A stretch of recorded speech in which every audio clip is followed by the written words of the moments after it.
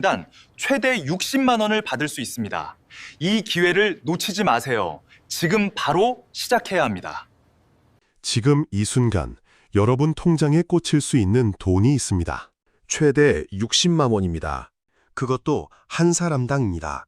부부라면 2배, 120만 원입니다. 그런데 이 돈 가만히 있으면 아무도 안 줍니다. 반드시 신청해야만 받을 수 있습니다. 특히 기한이 정해져 있어서 하루라도 늦으면 내 돈이 그냥 사라지는 겁니다.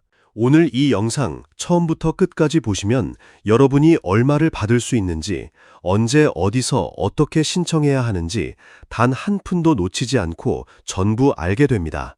자, 시작합니다. 지금 뉴스에서 난리가 났습니다. 26조 2천억 원. 여러분, 이 숫자가 얼마나 큰 건지 감이 오세요? 우리나라 국민 전체가 1년 동안 먹고 사는데 드는 복지 예산 중에서 이번에 한꺼번에 푸는 돈이 무려 26조 2천억 원이 넘습니다. 역대급입니다. 정부는 이번 예산을 뭐라고 불렀냐면 전쟁 추경이라고 불렀습니다. 왜 이 표현을 썼을까요? 지금 우리 경제 상황이 그만큼 비상이라는 겁니다. 환율이 얼마인지 아십니까? 1,500원을 돌파했습니다. 이게 16년 만에 처음 있는 일입니다. 환율 1,500원 돌파. 이게 어르신들 살림살이와 무슨 상관이냐고요? 한마디로 내 지갑에서 돈이 줄줄 샌다는 뜻입니다. 우리나라는 밀가루를 수입합니다. 설탕도 수입합니다. 콩기름도 수입합니다. 환율이 오르면 이 수입 비용이 그대로 올라갑니다. 그 비용이 어디로 전가됩니까? 칼국수 한 그릇 가격입니다. 빵 한 조각 가격입니다. 기름값은 어떻습니까? 이미 2,000원 시대입니다.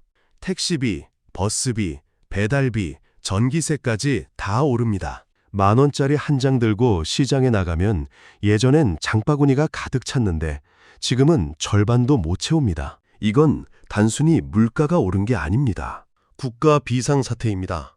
정부가 바로 이 상황을 전쟁이라고 표현한 겁니다. 그리고 그 전쟁에 맞서기 위해 26조 2천억 원짜리 대규모 민생 지원을 결정한 겁니다. 이번 지원금의 공식 이름은 고유가 피해 지원금입니다. 꼭 기억하십시오. 고유가 피해 지원금. 나중에 주민센터 가실 때 그냥 지원금 주세요. 민생 지원금 어디서 받아요? 이렇게 물으시면 담당자가 모를 수도 있습니다. 고유가 피해 지원금이라고 정확히 말씀하셔야 합니다. 자, 이제 가장 중요한 질문입니다. 나는 받을 수 있냐? 이게 제일 궁금하시죠? 먼저 결론부터 드립니다. 웬만하면 받으실 수 있습니다. 이번 기준이 소득 하위 70%입니다. 여기서 많은 분들이 오해를 하십니다. 하위 70%라고 하면 엄청 가난한 사람들만 주는 거 아닌가? 나는 집도 있고 연금도 좀 나오는데 나는 안 되겠지. 이렇게 생각하시는 분들이 많습니다. 아닙니다. 완전히 반대로 생각하셔야 합니다. 하위 70%가 아니라 상위 30%를 제외한 나머지 전부입니다. 대한민국 국민 100명을 소득 순서대로 세웁니다. 1등부터 30등까지는 고소득자입니다. 이 사람들은 이번에 제외됩니다. 31등부터 100등까지, 즉 나머지 70명 전원이 대상입니다. 중산층까지 다 포함됩니다. 구체적인 소득 기준을 말씀드리겠습니다. 1인 가구 기준으로 한 달에 약 380만 원 정도 버시는 분들까지 다 받으실 수 있습니다. 2인 가구는 한 달 합산 약 630만 원 이하이면 됩니다. 4인 가구는 한 달 합산 약 970만 원 이하입니다. 어르신들, 감이 오시죠? 연금 받으시는 분, 소일거리로 조금씩 버시는 분, 자녀한테 용돈 받아 생활하시는 분, 이런 분들 거의 대부분이 이 기준 안에 들어옵니다. 심지어 가구 합산 연봉이 1억 원 안팎인 가구도 상당수 포함된다고 정부가 밝혔습니다. 그러니까 지레 포기하시면 안 됩니다.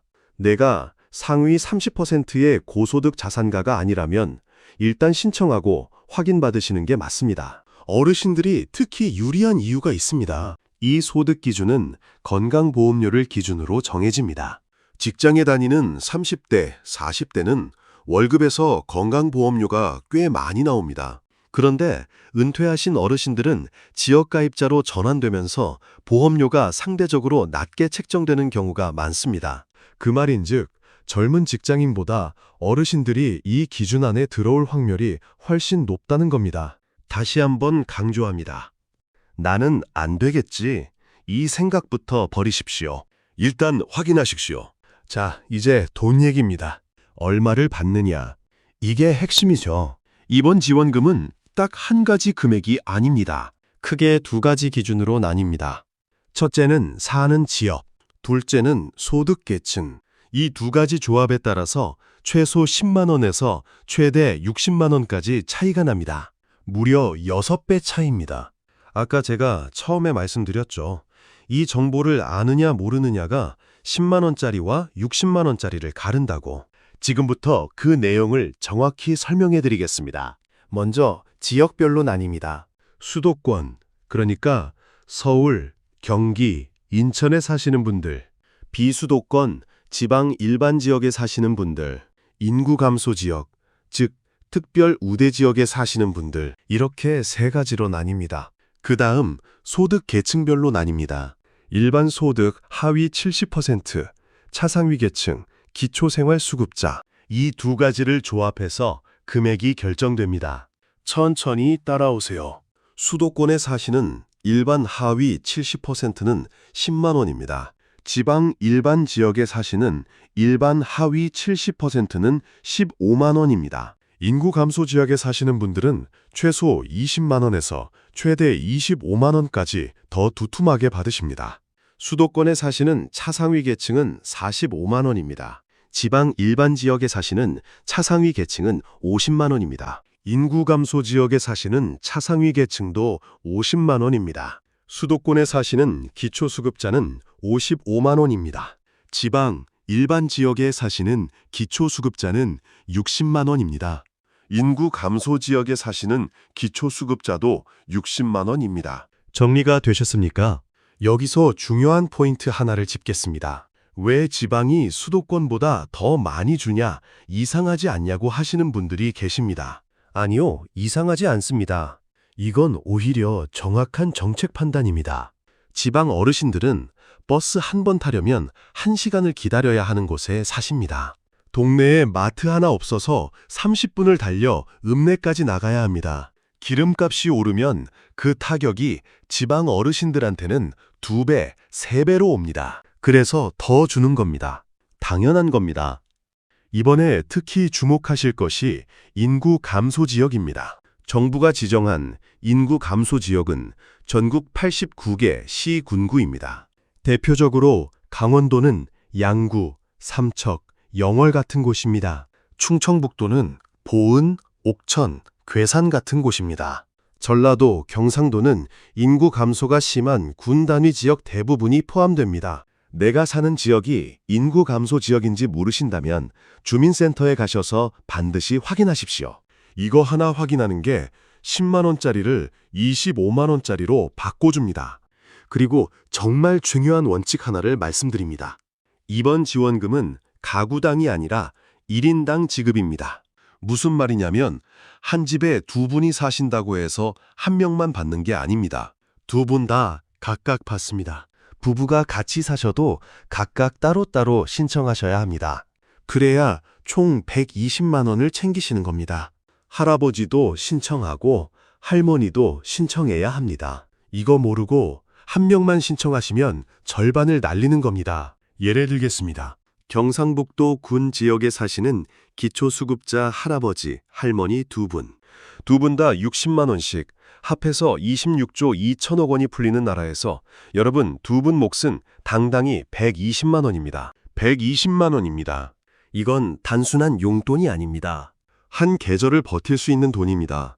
반드시 2분 다 각각 신청하셔야 합니다. 자, 이제 신청 방법입니다. 아무리 돈이 많아도 신청 못하면 소용없습니다. 신청 타임라인부터 말씀드리겠습니다. 이번 지원금은 2차례에 나눠서 신청을 받습니다. 1차는 4월 27일부터 5월 8일까지입니다. 1차 대상자는 기초수급자와 차상위 계층입니다. 이분들은 가장 먼저 신청하실 수 있습니다. 2차는 5월 18일부터 시작합니다. 2차 대상자는 일반 소득 하위 70%입니다.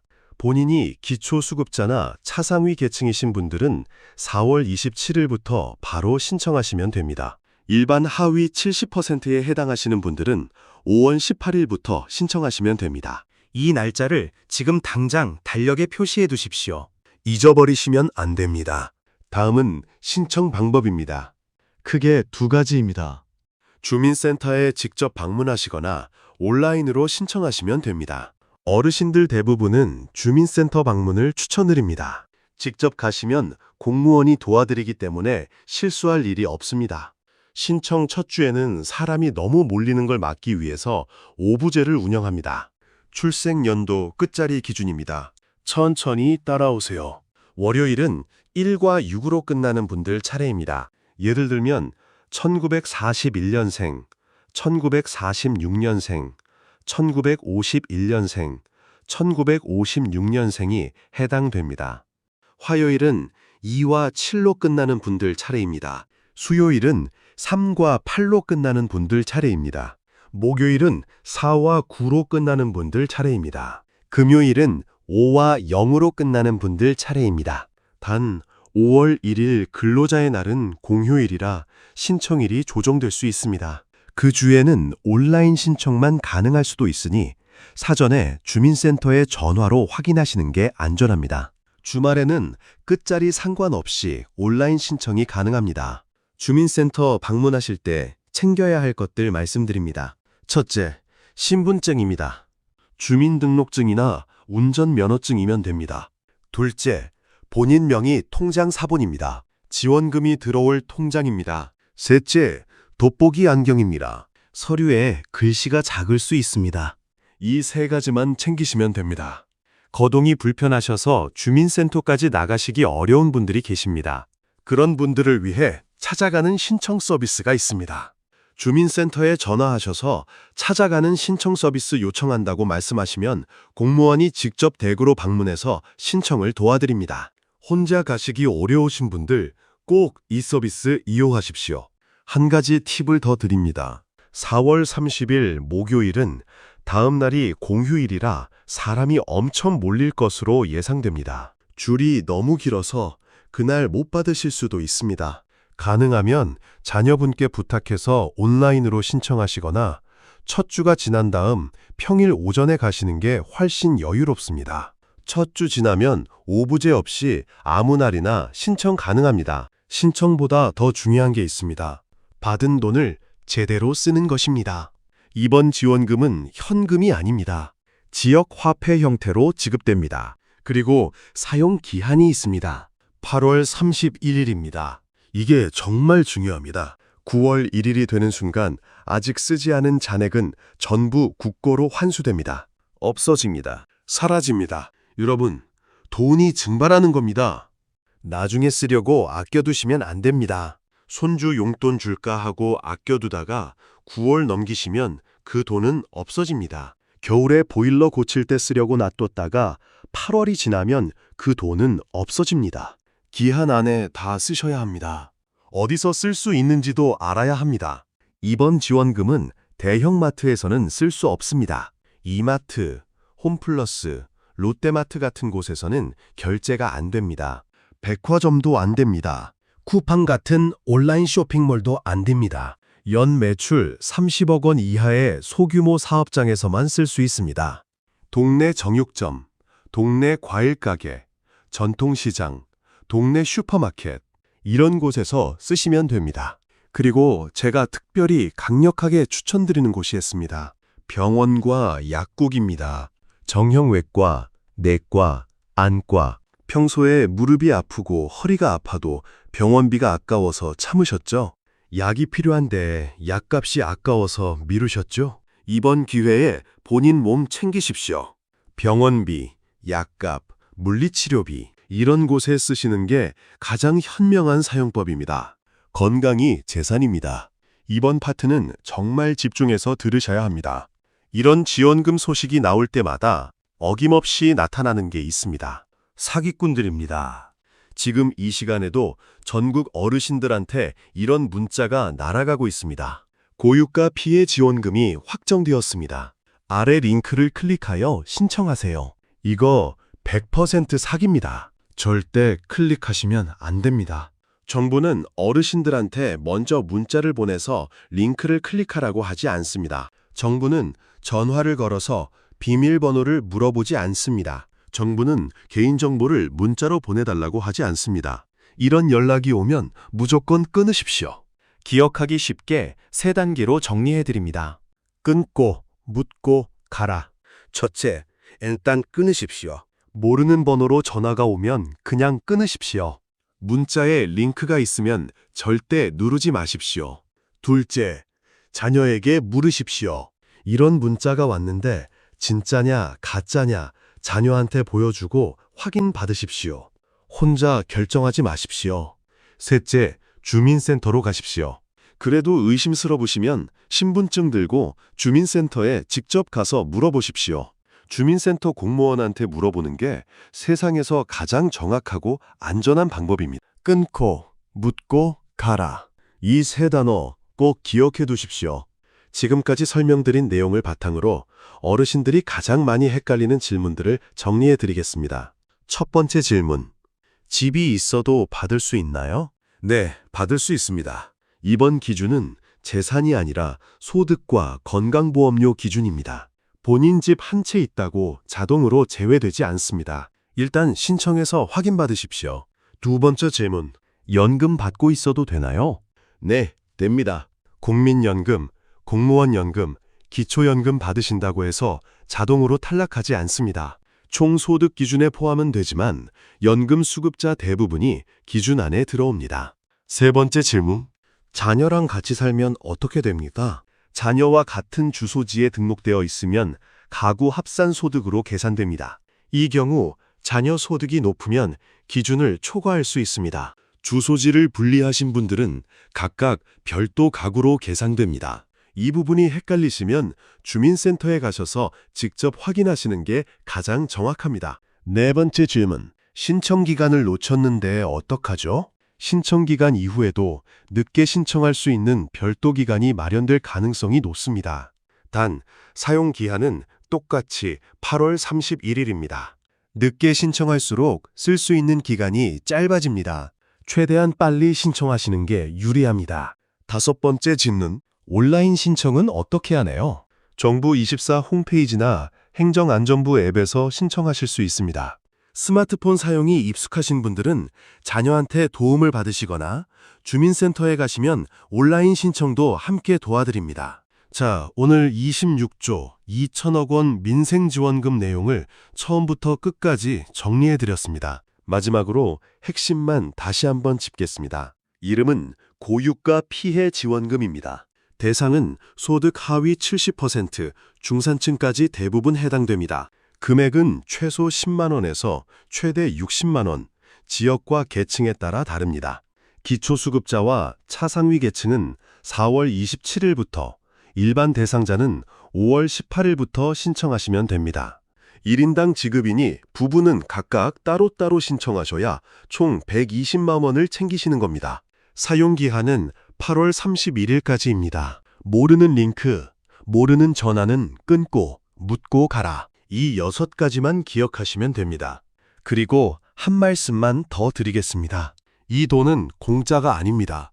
평생 이 나라를 위해 땀 흘리고 헌신하신 어르신들이 바르실 정당한 권리입니다. 미안해하지 마십시오. 눈치 보지 마십시오. 당당하게 신청하십시오. 여러분이 일군 대한민국이 이제 여러분께 돌려드리는 겁니다. 오늘 이 영상 경로당 친구분들, 이웃 어르신들과 꼭 공유해 주십시오. 이 정보 하나가 60만 원을 놓칠 뻔한 분을 살립니다. 구독과 좋아요도 눌러주시면 다음에도 이런 실속 있는 정보로 찾아뵙겠습니다. 어르신들, 오늘도 건강하고 행복한 하루 되십시오. 감사합니다.